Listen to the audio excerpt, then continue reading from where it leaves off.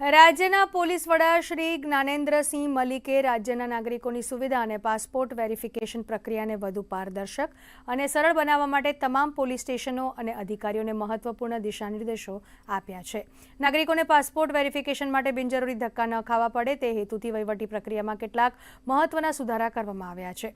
તેમણે સ્પષ્ટતા કરી છે કે પાસપોર્ટ વેરિફિકેશન સંબંધમાં પાસપોર્ટ અરજદારોને વેરિફિકેશનની પ્રક્રિયા માટે પોલીસ સ્ટેશન ખાતે રૂબરૂ બોલાવવાની કોઈ આવશ્યકતા રહેશે નહીં। પોલીસ વેરિફિકેશન દરમિયાન માત્ર અરજદારની નાગરિકતા તેમજ તેના ગુનાહિત પૂર્વ ઇતિહાસની ચકાસણી કરવાની રહે છે। પોલીસે પાસપોર્ટ અરજદારોના સરનામાની અલગથી ચકાસણી કરવાની જરૂરિયાત રહેતી નથી। એટલું જ નહીં, પોલીસે અરજદારને રૂબરૂ મળવાની કે અરજદારની સહી લેવાની પણ જરૂર રહેતી નથી।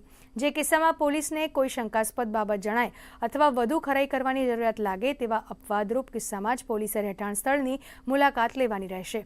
જો કે આ સંજોગોમાં પણ અરજદારને પોલીસ સ્ટેશન બોલાવવાની આવશ્યકતા નથી।